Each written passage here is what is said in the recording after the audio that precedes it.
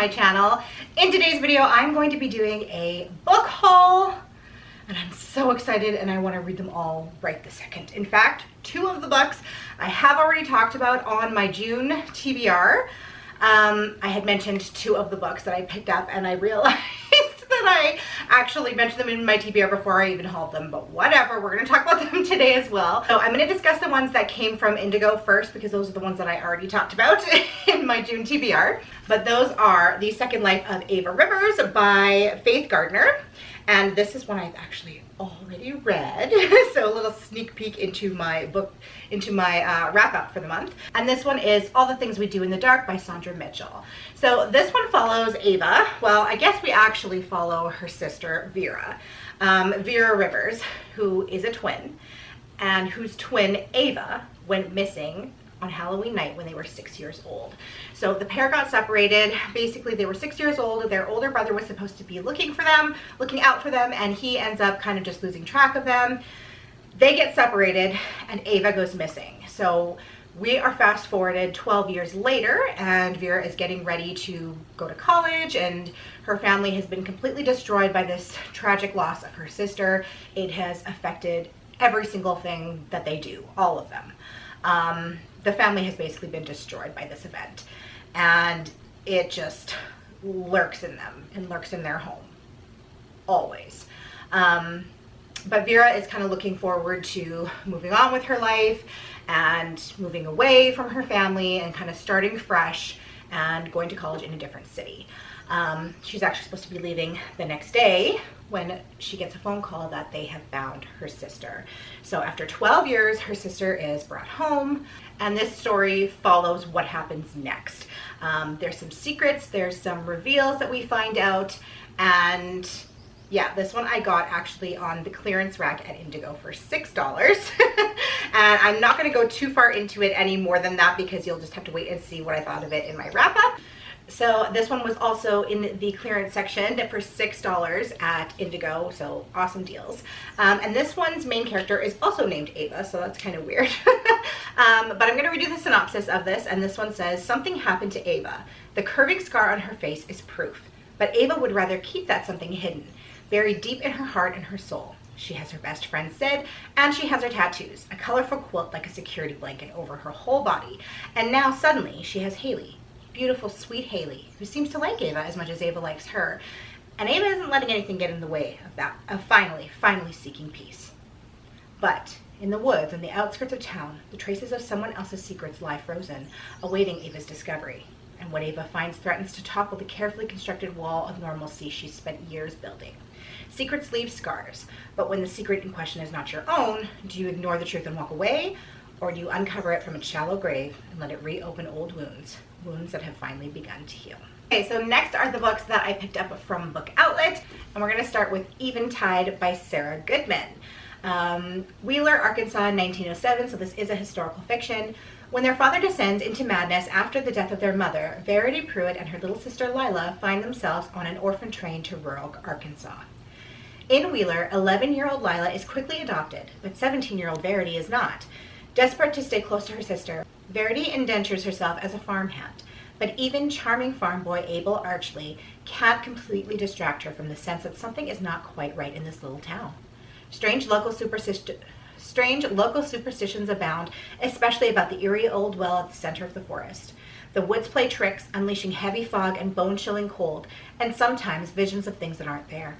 But for Verity, perhaps most unsettling of all is the revelation that her own parents have a scandalous history in this very town, and as she tries to unearth the past, sinister secrets come with it. Secrets that someone will go to violent lengths to protect. And also, look at this cover. Very, very pretty. I got quite a few really pretty covers with this haul. So this is a book by Sarah Howell called A Dark and Starless Forest. And once again, another really pretty cover. And the synopsis for this one says, Derry and her 8 siblings live in an isolated house by the lake, separated from the rest of the world by an eerie and menacing forest. They know it's for their own good. After all, the world isn't safe for people with magic, and Derry feels safe, most of the time. Until the night her eldest sister disappears. When a second sibling goes missing, the feeling safe is no longer an option. Derry will risk anything to protect the family she has left. even if that means returning to the forest that has started calling to Derry in her missing siblings' voices. As Derry spends more and more time amidst the trees, her magic grows more powerful, and so does the darkness inside her, the viciousness she wants to pretend doesn't exist. But saving her siblings from the forest might mean embracing the darkness, and that just might be the most dangerous thing of all. Next is Moonflower Murders by Anthony Horowitz, and this is a new release following the Magpie Murders, which I absolutely loved. I read this one last year and really enjoyed it, so I was excited to see that there was a sequel. And this one follows our main character from this one, Susan Ryland. And I'm actually going to read you the synopsis of this one because I don't want to spoil it in case you are interested in these, because the synopsis for this one does spoil this one a little bit. So, alright, you guys, sorry if my angle changed a little bit. My camera died and it didn't tell me, so I was just reading this entire synopsis to myself. So yeah, if you end up thinking that this one sounds good, then pick up this one and then pick up this one. But I don't want to obviously spoil it for you. So, okay, so the synopsis for the Magpie Murders says, Alan Conway is a best-selling crime writer. His editor, Susan Ryland, has worked with him for years, and she's intimately familiar with his detective Atticus Punt, who solves mysteries in disturbing, sleepy English villages. I've already read this once, so you'd think that I would be good at reading it now, but apparently not. Alan's traditional formula pays homage to queens of classic British crime such as Agatha Christie and Dorothy L. Sayers. It has proved hugely successful. So successful that Susan must continue to put up with his troubling behavior if she wants to keep her job. When Susan receives Alan's latest manuscript, in which Atticus Punt investigates a murder at Pye Hall, an English manor house, she has no reason to think it will be any different from the others. There will be dead bodies, a cast of intriguing suspects, and plenty of red herrings and clues. But the more Susan reads, the more she realizes that there is another story hidden in the pages of the manuscript. One of ambition, jealousy, and greed. And that soon it will lead to murder. So I really enjoyed this one, so I'm definitely looking forward to picking up the second one. The next two books are ones that I picked up from Carrie Maniscalco, and these are part of a series called Stalking Jack the Ripper. So we have Hunting Prince Dracula and Escaping from Houdini. So I'm going to be honest with you, I don't know a whole lot about what these books are about, and I have never read it, and I do not own the first two books. I think this is book 3 and 4, possibly. Oh, maybe not. Maybe this one's the second one and this one's the third one. I don't know. But I've heard them being mentioned quite a few times on BookTube, and they were honestly a really good deal on Book Outlet. So I thought I'm just going to pick these up, and then if I manage to get the other ones in the series like for a good deal, then I'll go ahead and pick them up as well. This one does not have much of a synopsis on it at all, actually. All it says is, a man impaled by a sharp wooden stake, a young chambermaid drained of her blood. They say it's Prince Dracula arisen from the dead. I say it's the living, not the dead, we should fear the most. So that's all that this one has for the synopsis. I don't know if these like piggyback off each other, if you have to read them all in succession, or if they're all like separate stories. This one, Escaping from Houdini, says, beware of midnight bargains. If you're not careful, you might lose your life, your very soul, to this magical traveling show. Audrey Rose Wadesworth and her ever-vexing companion, Thomas Cresswell, set sail on the luxurious RMS Etruria, en route to a murder investigation in America. On board, the ship's 7 nights of carnival entertainment, starring an intriguing young escape artist, proved to be the perfect distraction from the grim task that awaits. But the voyage quickly descends into a horror show when young women begin turning up dead. For Audrey Rose, the Moonlight Carnival, with its disturbing acts and bizarre characters, become a nightmarish backdrop to her search for answers. With clues to the next victim's identity pointing to someone she loves, can Audrey Rose unravel the mystery before the killer's horrifying finale? So I'm assuming that you don't have to read these in order, which would be cool because then I wouldn't have to wait for the other ones in order to read these. I'm gonna have to look these up on Goodreads and double check, or if you know in the comments, let me know down below, please. You guys, this one looked so fun to me. Like, first of all, look at the cover. How fun does it look? This one is growing up in the 1980s, which I love stories set in the 1980s. 1980s Niagara Falls, a seedy but magical, slightly haunted place. Jake Baker spends most of his time with his Uncle Calvin, a kind but eccentric enthusiast of occult artifacts and conspiracy theories. This summer, Jake turns 12. He befriends a pair of siblings new to town, and so Calvin initiates them into the Saturday Night Ghost Club. But as the summer goes on, what begins as a seemingly lighthearted project will uncover mysteries darker than any of its members, young or grown, had imagined. So this one just like sounds really silly and fun, and I'm sure it's not going to be like a story that you take too seriously, even just with the cover. But I mean, maybe it will be, I don't know. But I'm excited to read this one. It's quite short. It's only 206 pages, so this will be one that I can knock out really quickly. Yeah, it just looks really fun. So next is the latest installment in the Miss Paragrine, I guess, series now. It was originally just a trilogy, and I guess it did so well that he just made more books. But to be honest with you, I haven't read any of them other than the first trilogy. I keep buying them. This is the 6th one now? Yes, this is the 6th one now, so there's 3 books that I haven't read yet. And the reason being is because I don't remember clearly enough what happened in the first 3. So I feel like I need to go back and reread those first 3, but also I'm not a fan of rereading books very often because I have so many on my TBR that I don't really want to go back and reread books. So I don't know if maybe it would be enough for me to just go and look at some Goodreads reviews and try to remember what happened in those first 3 books in order to continue on with the series. Because I do want to read these. I love the first 3 books, but I just don't want to reread them all. Maybe I could just skim them. I don't know, but I have 3 books now, and I keep buying them because I know eventually I'm going to read them, but it's just a matter of when, really. Next is another book by Carrie Maniscalco, and this is the first in a series called Kingdom of the Wicked. And once again, I haven't heard much about this series either. But it definitely sounds interesting. It says, 2 sisters, 1 brutal murder, a quest for vengeance that will unleash hell itself, and an intoxicating romance. Emilia and her twin sister Vittoria are Streghe, witches who live secretly among humans, avoiding notice and persecution. One night, Vittoria misses dinner service at the family's renowned Sicilian restaurant. Emilia soon finds the body of her beloved twin desecrated beyond belief.